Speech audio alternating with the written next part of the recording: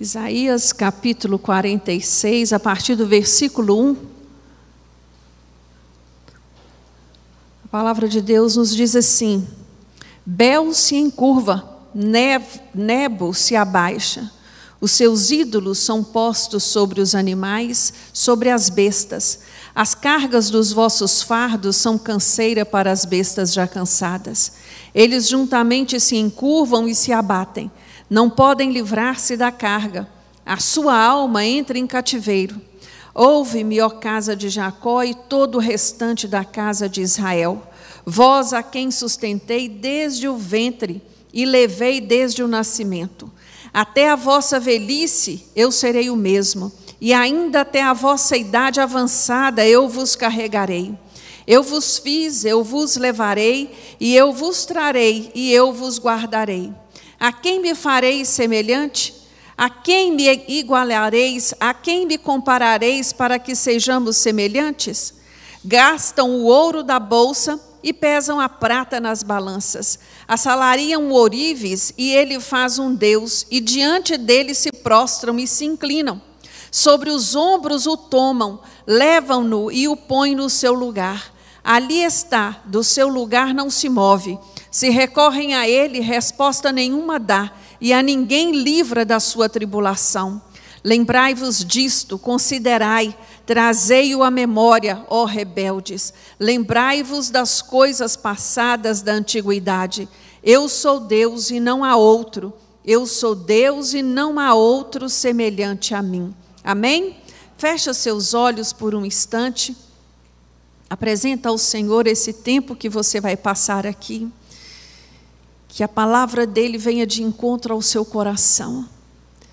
Senhor Deus, nós te louvamos, nós te bendizemos, nós te adoramos. Meu Deus, estamos aqui reunidos na tua presença. Viemos à tua casa, Deus, porque necessitamos de ti. Necessitamos ouvir a tua voz, necessitamos da tua providência, necessitamos da tua intervenção na nossa vida. Deus, assim como nós lemos aqui neste texto, o Senhor é Deus que não muda, que não há nada que se compare ao Senhor. E nós não temos dúvidas disso, meu Deus. Por isso queremos, meu Deus, te adorar de todo o nosso coração. Fala, Senhor, conosco nesta noite. Nos dê entendimento da tua palavra. Ministra, Senhor, a nossa alma, a nossa mente e ao nosso coração. Todo espírito de perturbação, toda inquietude, todo incômodo, saia no nome de Jesus. Que o teu povo esteja cativo à tua palavra. Ó Espírito Santo de Deus, sinta-se à vontade do nosso meio. Usa-me, Deus, no teu poder e na tua graça. Tenha misericórdia de mim. É o que eu oro ao Senhor, no nome de Jesus. Amém. Irmãos, o capítulo 46 de Isaías é um capítulo muito especial, porque no capítulo 45, Isaías profetiza que o povo cativo na Babilônia seria liberto. E ele não só profetiza a esse respeito, como ele também vai dizer até quem iria libertar o povo. Ele dá o nome do general que iria fazer essa façanha. O Império Babilônico, nesse momento, ele era imbatível. Era inconcebível imaginar este império sendo derrotado. E aqui, Isaías começa esse texto com um ar muito irônico. O profeta satiriza as duas divindades mais importantes da Babilônia, que é Nebo e Bel. Bel seria o Deus acima de todos os outros, e Nebo seria o seu segundo, numa escala ali de importância e de valor para este povo. E essas divindades, ele já começa dizendo, olha, Bel se encurvou e Nebo se abaixa. Quer dizer, eles estão caídos, destituídos, né? A Babilônia, um povo idólatra. O povo de Israel, cativo naquele lugar, se sentiu tentado em adorar esses deuses também. em se voltar para essas divindades também.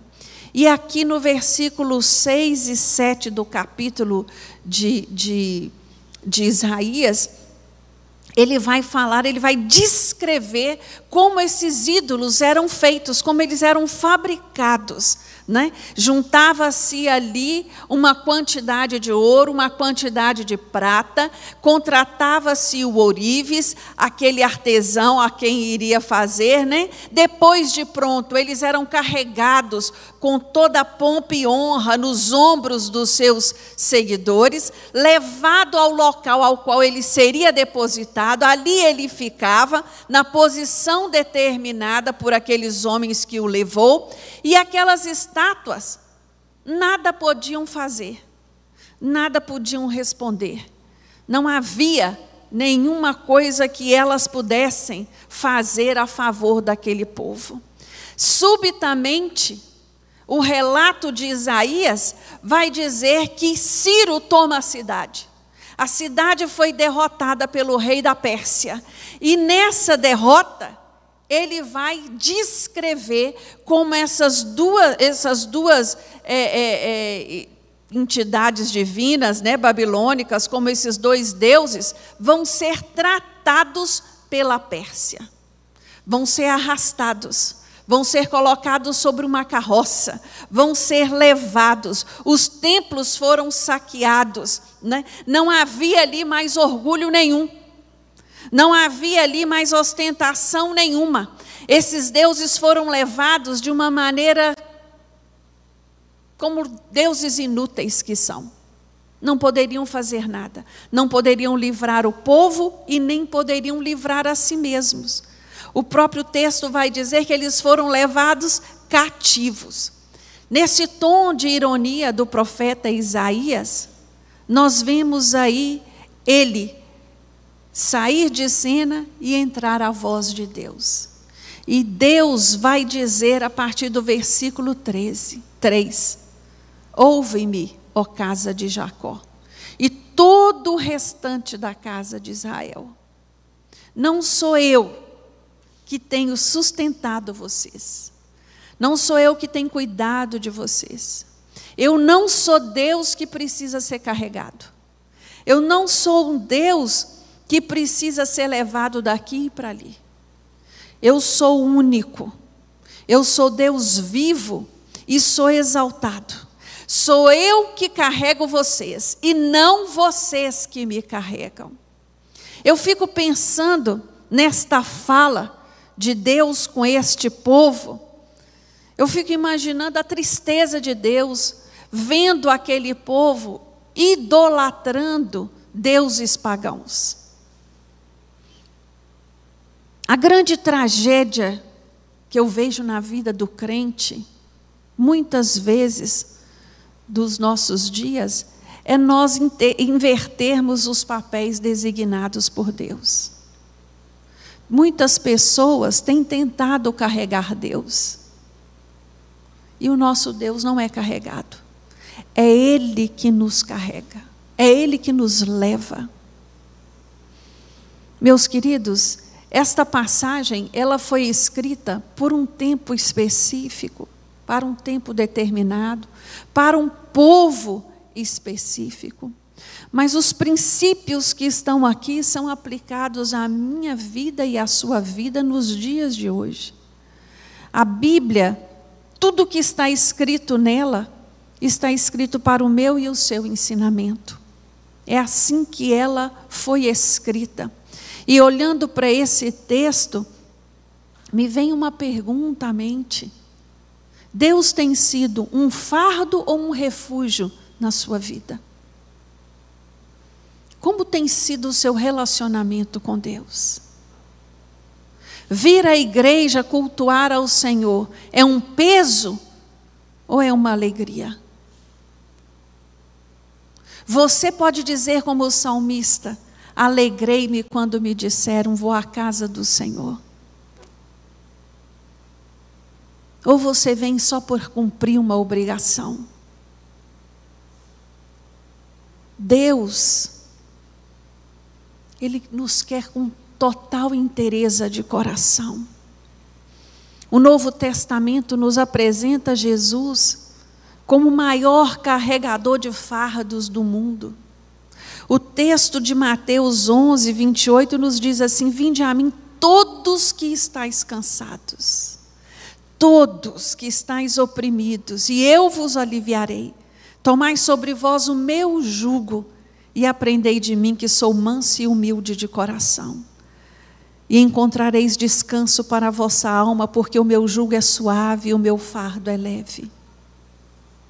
Isaías 53 vai nos dizer: ele levou sobre si as nossas enfermidades, nossas dores, e nós que éramos reputados por aflito, ferido e oprimido, fomos sarados pelas suas pisaduras. Em 1 Pedro 5, 7, Pedro vai nos dizer assim: lançando sobre ele toda a vossa ansiedade, porque ele tem cuidado de vós. O Deus que nós servimos é um Deus que cuida de nós, cuida da nossa infância, cuidou de nós sendo gerado ainda dentro de um ventre, cuida de nós no nosso presente e cuida do nosso futuro.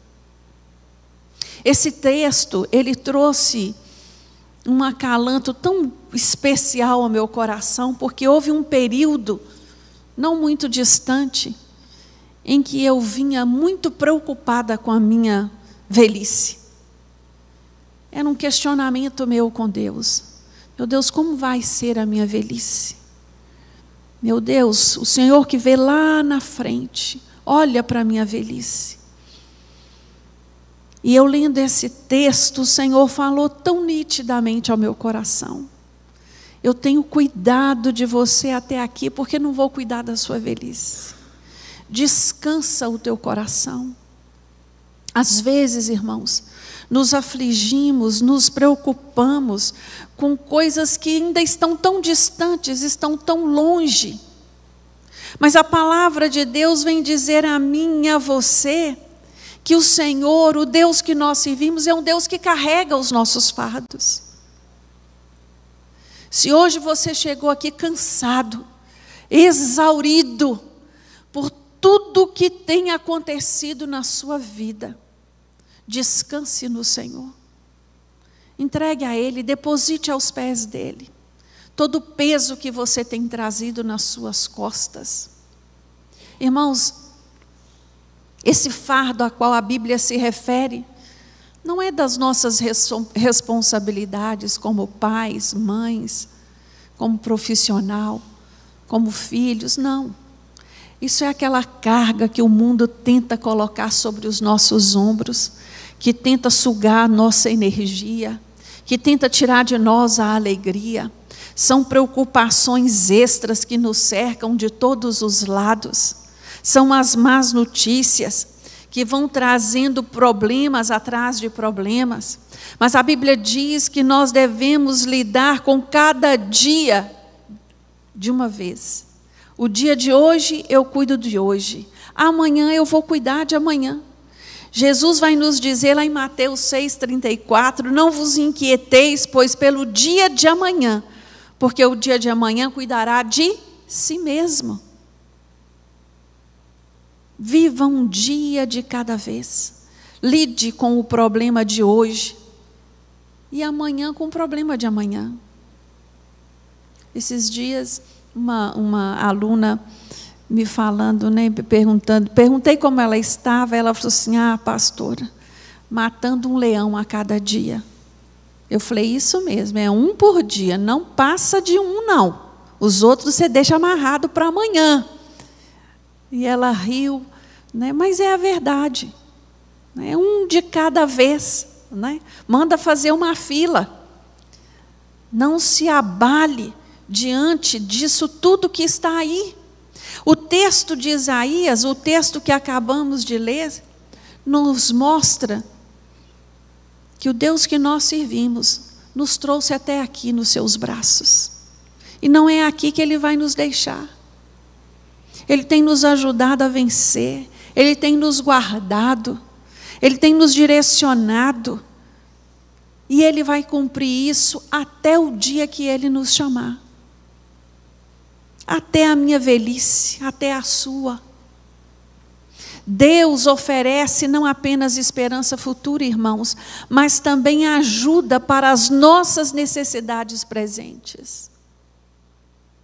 Quando eu olho para esse texto, sempre me vem à mente que Deus não é Deus que muda por causa das minhas tempestades.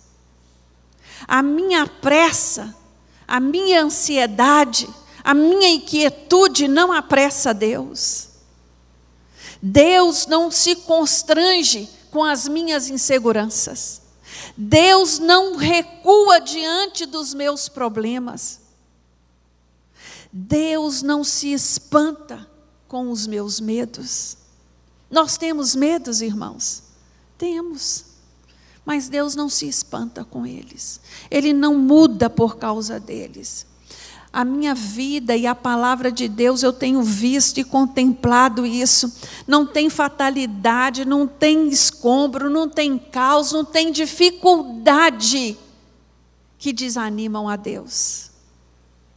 Nada disso perturba o nosso Deus. Aliás, o impossível é uma de suas maiores especialidades, aleluias. Esta luta que você está vivendo hoje pode parecer impossível aos seus olhos, mas para Deus não é impossível. Deus, Ele é mestre em transformar tragédia em triunfo. É isso que Ele faz, e faz com maestria. Eu queria que você nesta noite lembrasse sempre: o que controla você não controla Deus. O que te apavora não apavora Deus. O que te preocupa não preocupa Deus. Você está preocupado com a enfermidade? Ele é o médico dos médicos. Você está preocupado com o futuro do seu filho? Ele já foi lá no futuro. Ele conhece. Ele cuida dos seus. Você está cansado?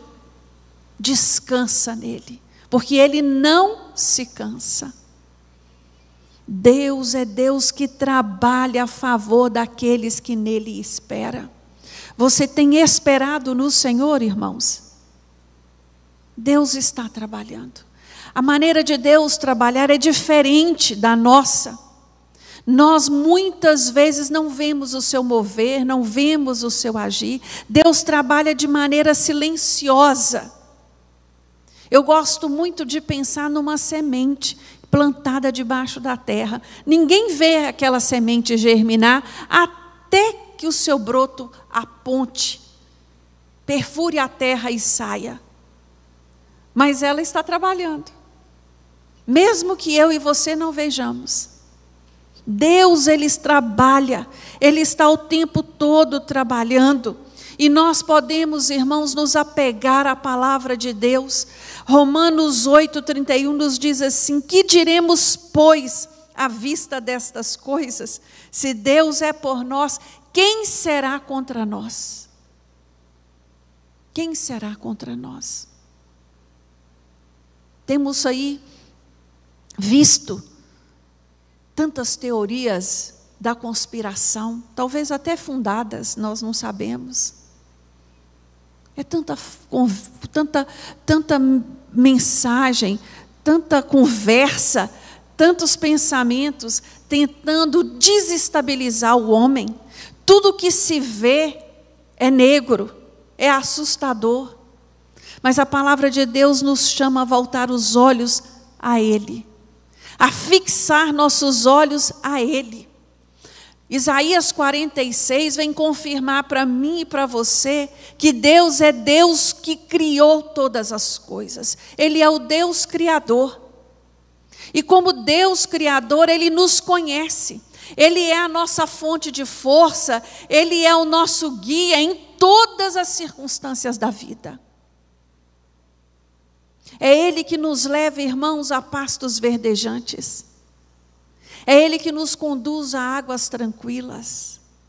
É Ele que nos protege nos vales da sombra da morte. Quantos vales nós já passamos, quantas situações. É Ele que coloca uma mesa para nós, uma mesa de banquete no deserto. É Ele que prepara, é Ele que cuida, é Ele que unge a nossa cabeça com óleo e faz o nosso cálice transbordar, aleluias. Esse é o Deus que nós servimos. A esse Deus único e verdadeiro, toda honra e toda glória, e todo louvor. Isaías, ele nos fala dos falsos deuses, dos falsos ídolos, daqueles que atraem a nossa atenção. Até os dias de hoje, talvez não somos atraídos por estátuas, mas somos atraídos por outros ídolos que o mundo tem criado e tem nos chamado a atenção, assim como nos dias de Isaías. Mas Deus, Ele é o único digno de confiança. Ele é o único confiável. Não coloque a sua esperança e nem a sua confiança naquilo que é perecível, meu irmão, porque as coisas mudam. Que a sua confiança esteja depositada integralmente no Senhor, porque é só Ele que pode nos salvar. Só Ele. Isaías advertiu Israel: não confie nesses falsos deuses, não confie em Nebo, não confie em Bel. E nós também somos advertidos nesta noite.